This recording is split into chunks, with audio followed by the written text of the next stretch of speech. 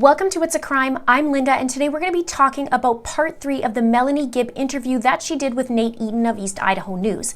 I have already done part 1 and 2, and you can see the links in the description below. In part 3, there's still a lot of important nuggets of information, so we're going to do a little mini deep dive and take a look at that. But before I get into it, if you'd like to be part of the Itsacrime community, please click that subscribe button and hit that notification bell. Please do hit that notification bell to all, as a lot of people aren't getting notified of my videos. Please click the like button if you support this video and share this out where you can. Now, let's get into it. So at the beginning of part 3, Melani Gibb talks about Tammy Daybell dying, and she said she found out from one of her friends via text. And Nate asks, so did you think that was part of the plan? And Melani says, I didn't know how they did it, but I knew it was part of the plan that she was supposed to pass away. I mean, other people knew that she was supposed to pass away because Chad knew this information for quite a while. So a few things here that makes me curious. Melani finds out about Tammy's death through one of her friends and not Laurie. And in part 2, I talked about when Charles died that Laurie didn't say anything to Melani for a full 4 days and then called her. This is supposedly Laurie's best friend. So this gets me questioning more. Maybe Laurie knew that Melani would question Laurie about what happened and would be skeptical, and maybe that's why Laurie avoided her. Because a 49-year-old woman doesn't just die in her sleep. And the information that Chad supposedly got from the other side of the veil was that Tammy would die in a car accident. And so I could see how Laurie would avoid Melani. And Laurie seemed to avoid quite a few people, especially when there's a lie to tell. With Charles, she lied to Colby, she lied to JJ's school about Charles, she didn't tell Melani for 4 days, and on and on.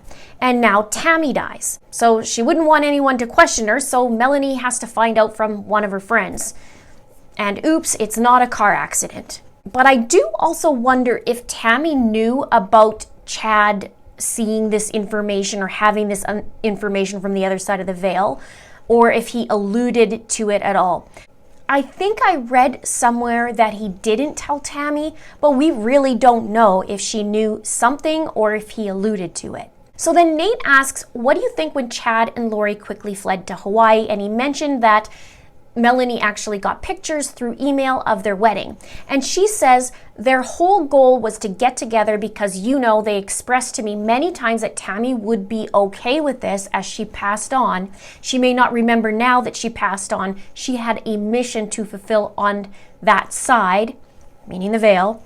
So he felt that they both felt that was where she was supposed to go, was to move on and fulfill that mission. And of course, right? Of course they're going to feel that this is what's supposed to happen because it fits right into their plan. I mean, let's just justify why Tammy died. This was supposed to happen. And later into this interview, Melani mentioned how impatient Laurie is and how bad she wanted to be with Chad. So I'm sure that once Laurie got to Rexburg and sees Chad go home every single night, home to his wife, Tammy, and then the car accident isn't happening and definitely not fast enough, Plan B has to take place, in my opinion. What are your thoughts? Let me know in the comments below. Melani goes on to say, so it didn't seem unusual to either one of them that she passed on because that was part of the plan that they were going to be together. So then Nate talks about communicating with Chad and Laurie after the welfare check, and Melani talked about how she called them while she was driving to Arizona and she pulled on the side of the road and did a little prayer with them because she said she was concerned about the safety because that's what they led me to believe. So she talked with them, she pulls over, says a little prayer, and then she says Chad was acting nervous. And then Nate has the best line again in this interview. He says, but Chad was nervous, but Laurie was acting like it was any other day. I love that line. And we see that with Laurie. It's very odd. Here's a picture of her mere minutes or hours after Charles's death. Here's Laurie while her 2 children are missing or dead. And Chad being nervous, especially around the police officers, because he says he doesn't know Lori's phone number, barely acted like he even knew Lori, even though at this point he's married to her and his former wife is dead, so it's not like she's going to find out. And what are you so nervous about, Chad? Oh yeah, because you know where the kids are and you had a hand in what happened to them, in my opinion. He also lies to the authorities as to when he last saw JJ, yet he tells his own children and family that Lori is an empty nester and that she doesn't have any minor children. Yeah, not anymore, right? So Melanie calls Lori and Chad back, she says, and she said that there's something going on that's awfully wrong. So she calls Lori on Chad's phone because she said she wasn't sure that Lori's phones were working. And in part 1, I talked about the burner phones, and Melanie mentioned that she knew that Lori had 3 different phones. So on the phone call, she says, could you just please tell us where the kids are if they are safe? And in the interview, she actually changes and says, I think the first question was, why haven't you told us where the kids are? But I do wish we would have got a little bit more on this when she says, could you please tell us where the kids are if they are safe? Because maybe there's more of an answer to that. And Lori says, well, for your safety, we cannot tell you. And Melanie says that was alarming. And also in that statement, she said they wouldn't answer us. And I'd like to know who's us, because she talked about a friend, and I wonder if that's Jason Mao, who did the podcast with Melanie and also was a friend of all of them. And he's also an ex-police officer. So I was just wondering who's us. So speaking of police, she said that she talked to police after that and then had a conversation again with Lori and Chad about being concerned for them and their salvation, the things that you've done. She said, this is not light, this is darkness. And Lori admitted that yes, she did lie about JJ. And Melanie said, I was very uncomfortable talking to her. It was a very disturbing conversation. Melanie on this call actually called Chad and Lori evil, and she said they didn't like that very much. And that was the last time that she talked to them. Then Nate brought up about Alex dying, and Melanie said that the bishop called her up and asked why there are cop cars outside of Zulema's home, and then ended up telling Melanie that Alex died. And I wonder if this bishop, if that was Gabe, that was shown on body cam with Charles back in July, because he said, my bishop's with me. So I see this name Bishop again, so I'm wondering, oh, is that Gabe?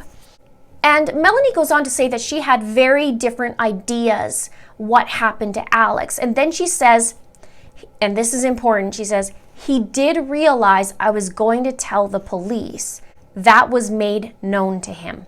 So Nate talked a little bit about Lori and Alex's relationship and how close they were. And Melanie says, I think that he would do a lot of things for her.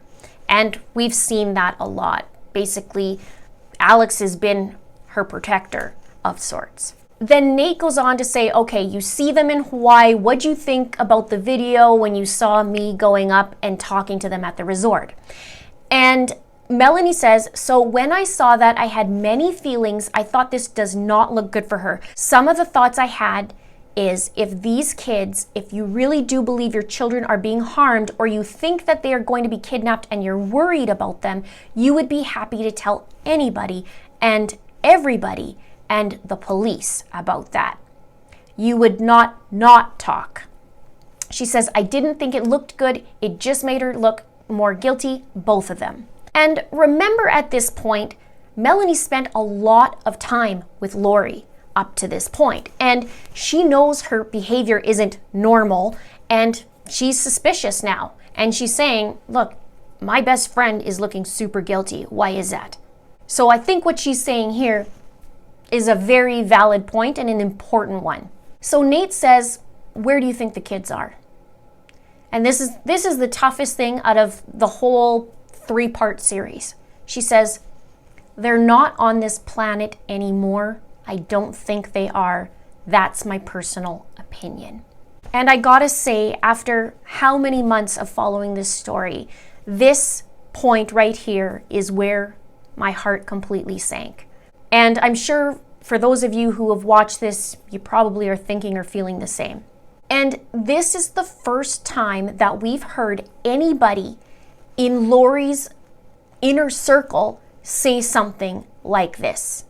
Not the, oh, if Lori did something, I'm sure she has a plan. Lori always has a plan. I'm sure that the kids are safe.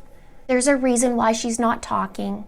But to me, this is the most critical statement in the almost 9 months that these kids have been missing. And I have held out hope for so long. You can see in my previous videos, I keep saying, I don't know, maybe they're in a bunker, maybe they're hidden. And then I start teetering with the different information that's coming.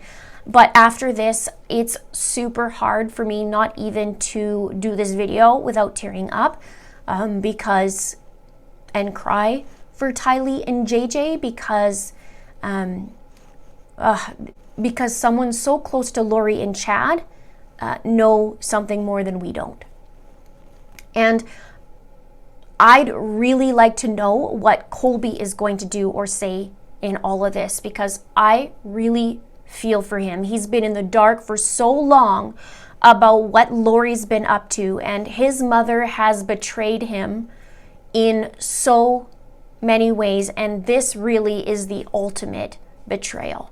Now, Melanie goes on to talk about the kids, and she says, if they are in a safe place, why is she having a great time on her honeymoon when her children are running for safety or hiding in safety? That doesn't even make sense, and we all agree. Nate says, do you think Alex was somehow involved in wherever they are with the disappearance? She says, I think it's possible. Then Nate brings up the other Melanie. He brings up Lori's mom, Janice, and Lori's sister, Summer, and says, well, what about how they're talking about that Lori always has a plan and, you know, the kids are safe and that kind of thing. And she says, I think that they want to believe Lori and they want to be a support to her. And we did see a little bit of them commenting, well, you know, no, Lori would never be like this, and Alex, he would never be like this. Yet they also said in the same breath, Janice said, well, I didn't even know Alex got married or moved back to Arizona. So there's a lot that they don't know. And so I think this is going to come to a shock for the people that don't have a clue, and not so much that they do have a clue. Melanie says about doing this interview, she says she's happy to help those who are suffering. She said she was worried about what people were going to say about her. She said it was hard at times and there was an intense fear and she couldn't even eat. And I can understand that because it's probably not the easiest thing to come forward about all these crazy beliefs and ideas and that she was associated with them. She says she felt betrayed, and Nate asked, did Lori and Chad betray others? And she said, yeah, and especially to those who have passed on. It says, if you look at the circle of people that surround Chad and Lori, there's 5 people dead or either missing. That's not really a good indication that people in their inner circle are safe, you know? Their inclusive family members are safe. You do the math, I mean, right? And Nate asks, do you think you would ever be on that zombie list? And she says, well, maybe now I might be. But she says she's not concerned for her safety. And I would agree with her that maybe now she is on that zombie list. Maybe now, after she's coming out on television, that she would be considered a zombie. And so, Melanie, if you are watching this video, I know you said you're not concerned about your safety in Nate's interview, but I urge you to be careful, especially talking about Chad and how you still care for him and you still love him and you think he's a nice guy. Because he isn't behind bars yet. And as manipulative as he's been, he may try to reach out and talk to you and use your feelings that you have towards him for his own personal gain. So please be careful because, as you said, they've done some pretty horrible things, and you even said that they're evil, so I wouldn't put it past Chad until at least he's in jail. Now, Nate goes on to talk about Brandon Boudreau and about how he had somebody shoot at him. He says, how did you find out that someone had taken a shot at him? And Melanie says, so that was interesting. And I totally agree with her at this point as it being interesting because she tells some very interesting information in this little tidbit about the situation. And I've been working on a video actually involving Brandon Boudreau on that day he was shot at, and this is the final piece of the puzzle that I needed. Let me know if you'd like to see that video in the comments below. Now, Melanie says, Alex and Melanie Boudreau, Lori's niece, asked Melani Gibb to go check on Brandon's house. And Melani Gibb says it was because Melanie Boudreau was concerned about her children. So Melani Gibb goes to Brandon's house to check. But the neighbor says Brandon and the kids moved out 2 weeks ago, and it's a good thing because Brandon was shot at. So Melanie says, this is news to me, right? And in the 911 call of Brandon's, we do hear him say that he had just moved to a new place. So Melani Gibb goes back to Alex and Melanie Boudreau to tell them what happened and mentions the shooting. And Alex says, oh yeah, we heard about that. He got shot at, but we believe that somebody tried to take a shot to make it look like it was us or me. And Nate says, well, do you think it was Alex? And Melanie looks very confident. She says, from what I have heard, it sounds like it. And here's another interesting part. Why would Alex and Melanie Boudreau ask Melani Gibb to go and check on the children? Why wouldn't Melanie Boudreau go check for herself, even from afar? Because here's what I think. They needed Melani Gibb to go and check for them so they could get their butt covered, in my opinion. Because Brandon got shot at 2 weeks after he moved into his new place. And it just so happens to be, and I'd love to find out the specific date, this is the same time that Melanie went to go check on the kids at Brandon's old house. So yeah, okay, Melanie and Alex. Nice try. But stay tuned for that video, because that's going to be a good one. So Nate brings up July 22nd, 2020, the second coming, and asks, is the world going to end that day? And Melanie says, no, the world is not going to end that day. She says, so let me just back up a little bit to help you understand why all these people died and all these people started missing. That's kind of sloppy work, you know. She says, it's obvious that the kids are missing, so wouldn't you be concerned that people would notice? That was my thought, is like, why? But the belief system was that she believed that there was going to be an earthquake that was going to hit so large in Utah that by the end of 2019 that they wouldn't notice anything in her personal life going on, or if she were to marry Chad, for example. She said that like probably a year before that, she says, when Chad and I get married someday, nobody will notice that we are married because of the earthquake and the different destruction going on. She goes on to say, so as I now understand that the kids are now, she totally pauses and it says missing. She chooses that word very carefully, and then she pauses again. She says that she felt confident doing that, thinking that nobody would notice, and that's why it was kind of done in a sloppy way. I mean, that's how I see it, she says, is kind of like, you know, that wasn't very orchestrated very well. So a few things on this little tidbit. Lori is saying that she believed an earthquake was going to happen in Utah by the end of 2019, which it didn't. Chad's little premonitions have been a little faulty. Charles not dying in a car accident, Tammy not dying in a car accident, earthquake not happening. So I hope Chad got some tools for Christmas so he can fix his faulty portal. So Lori is saying that no one will notice anything that's happening because Utah is going to have such a big earthquake that nobody would notice her doing anything. But Lori lives in Idaho, so what does this have to do with Utah? And could this mean that the kids are in fact in Utah, whether they are alive or not? This makes me start to think differently now than the Yellowstone theory or any of that, because if there's a big earthquake happening in Utah and nobody's going to notice what's going on because there's a huge destruction, then was Lori planning on taking the kids to Utah? Kind of like how Tammy was buried in Utah as well. This is concerning, and I hope the authorities are looking at this. I'd like to know if they went to Utah, or somehow if they could find out they went to Utah. We do know that Chad went to Utah after Tammy died. We do know that Tammy's buried in Utah, in Springville, and we know Chad used to work as a gravedigger in Springville. And I'd like to know if the kids went to Springville or somewhere else in Utah at this point. Also, Utah did have an earthquake, but that was this March 2020. And Laurie is in jail at this point.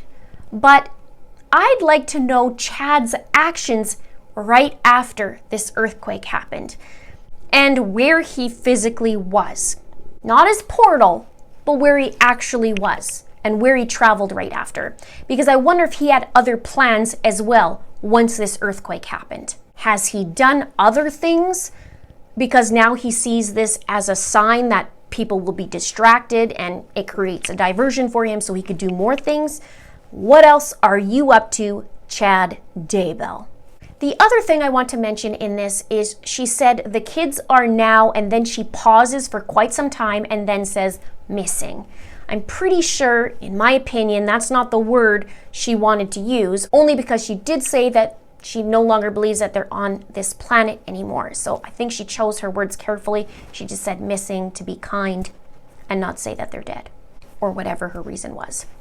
So now back to the second coming. Lori apparently did research about the second coming and the year 2020 and how that would be a half an hour silence in heaven, and it matched up to 2020. Melanie said that Lori had concluded herself that day that something was going to happen. Then Nate starts talking about the Lori back then versus the Lori now, and Melanie explains that it's hard. She thinks about Lori's daily life in jail and how she's not free, and before she was free and fun-loving. And she says now there's no freedom. She said she's not the happier person that she once was, and that none of the things that Lori's wanted has come to pass. And she said it must be very painful for her, and it's quite a contrast from what Lori would want or hoped for. And then she goes on to talking about Chad, and Chad claiming to be the visionary that he was, and she believed he was a visionary and that he does have this gift. But she says, I would think that if he was such a visionary, like he was portraying him with my friends and with Lori, that he would have saw this coming. This is big. He would have saw this one, and I don't understand how he didn't see it. So here's where her doubts start coming into play. Now, Nate talks about the courtroom and her being a witness, and Melanie says she still feels love in her heart, and it's going to be hard to see her in her jail outfit and Lori not be as pretty as she would want to be. But Melanie says she is sorrowful for all those people that have had to pass away. Just interesting words there, that have had to pass away. It's not looking good. She says these doctrines are dangerous, and look what they led to. They led to people dying. If that doctrine was not revealed, I have said this once, but I want to emphasize that then these people wouldn't have died.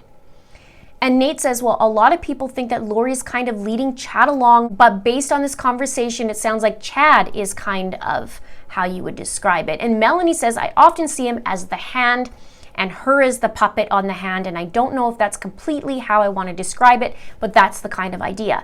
They're two people that have a lot of passion for a lot of things, and they think a lot alike as far as spiritual ideas go, like killing people and zombies.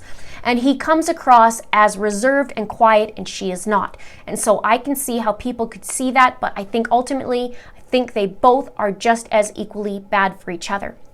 And I do agree with her on that, because it does look like in the beginning about Lori, but I've said this before in previous videos, when we start getting to know how Chad's involved in this, it starts looking more and more like he's not so innocent. Melanie talks about how Lori knows her scriptures and had a great love for the gospel, but clearly not enough, because she had to go make a whole other set of beliefs to fit her narrative.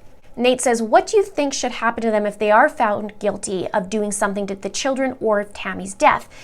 And Melanie says, well, whatever the punishment in our country, whatever jail time or whatever, they just shouldn't be back out. When you take people's life, that's serious. So they don't have a right to come out and hurt other people. It's safer, and they're in a place that they can't influence other people.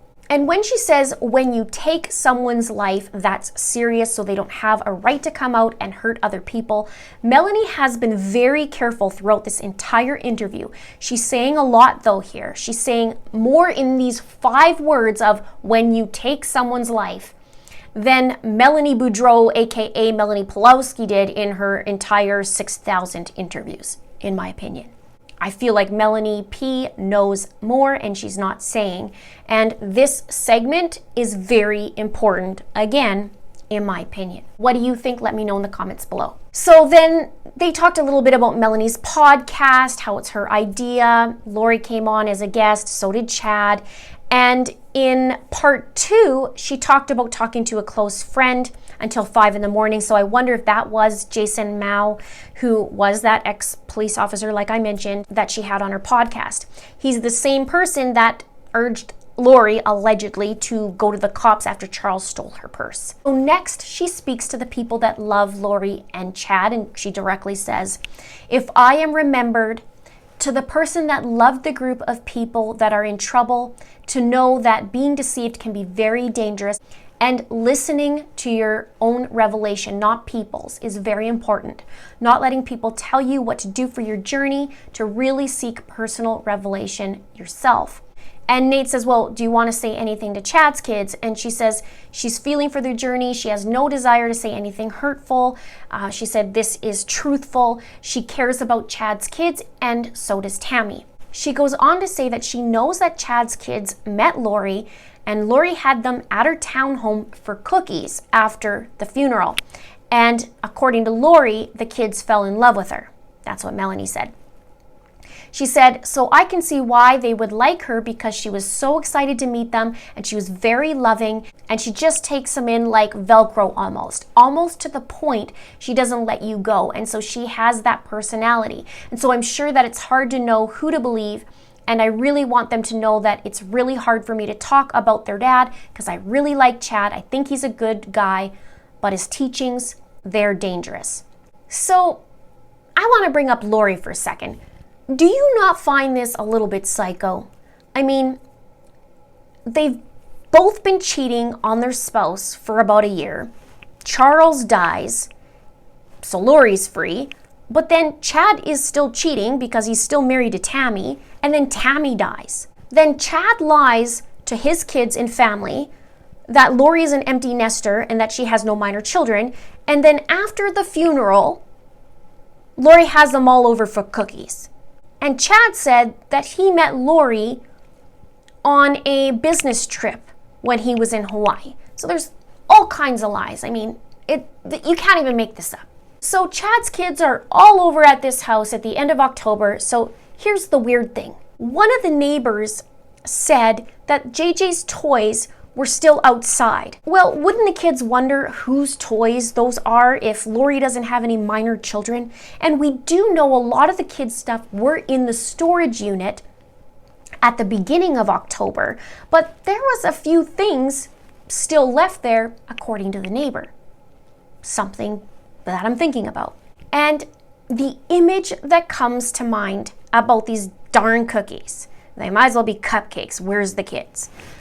But the image that comes to mind is the perfect little housewife vision of her smiling and having cookies and all offering these poor kids whose mom just sadly died in her sleep. Oh, kids, here, I can be your new mom. Want a cookie?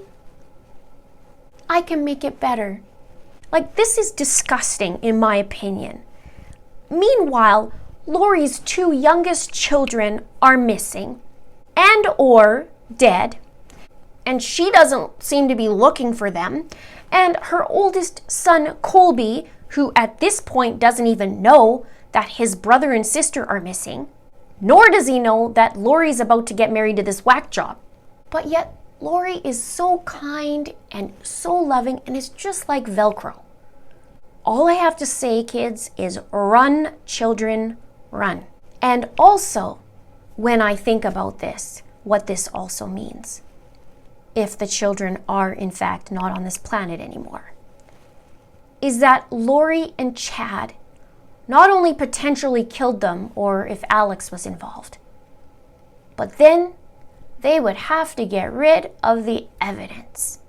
And then she's serving cookies to Chad's children and probably Chad's grandkids, because he has grandkids too.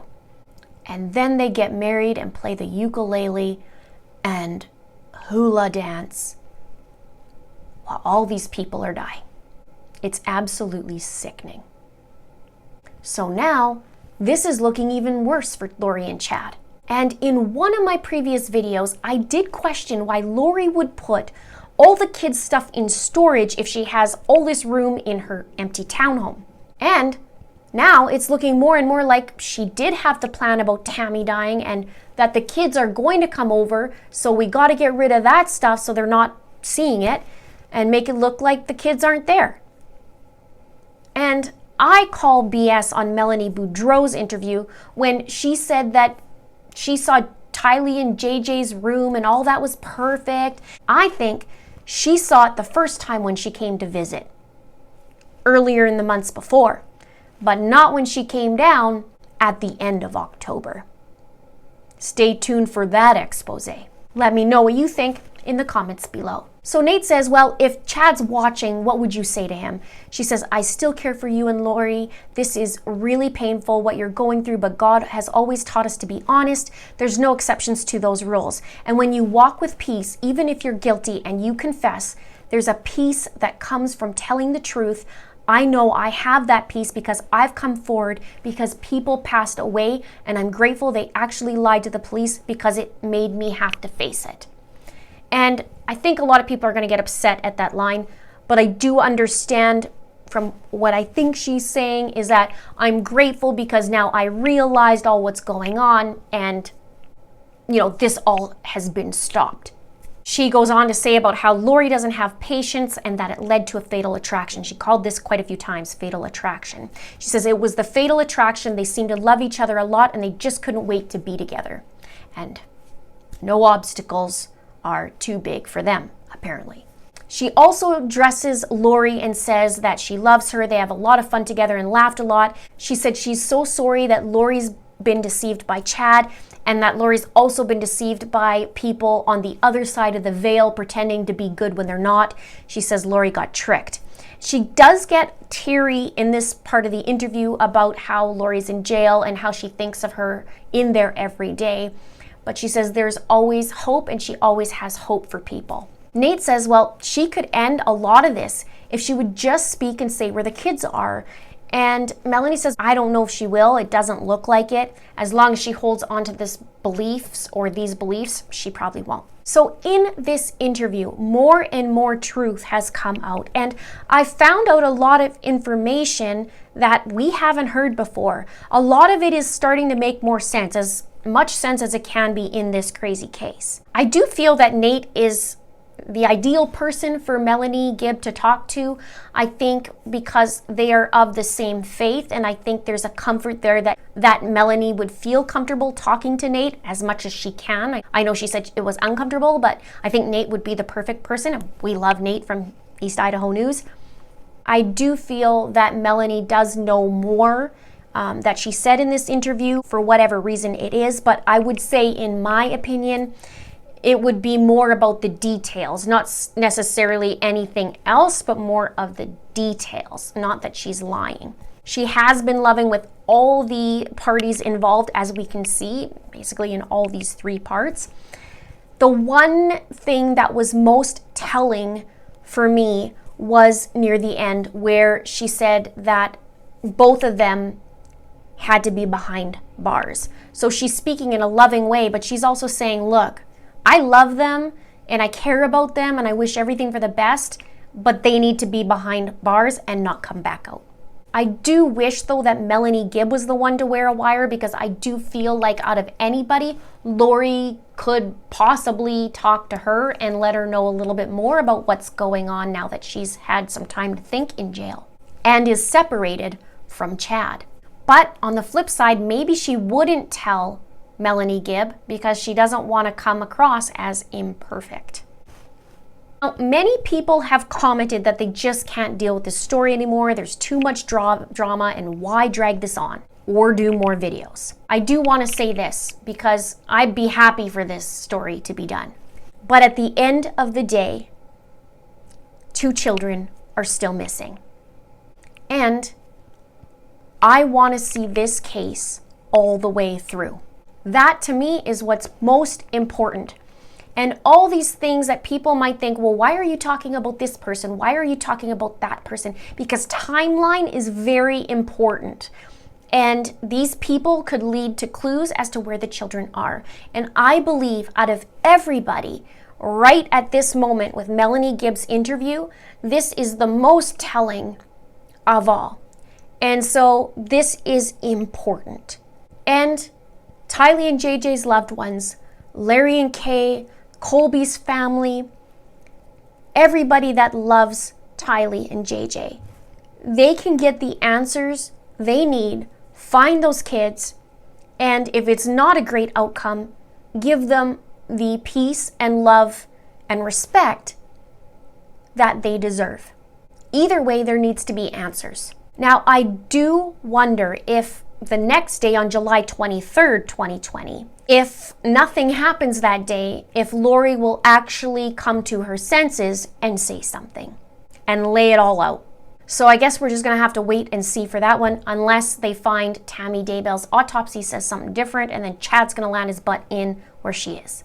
So speaking of Chad, there's more in his cards for him that the portal's not going to be able to point out. He does not deserve, in my opinion, to be walking around when he's as much involved in all of this as Lori, from what it's looking like. Alex is now gone, so we can't say too much about him.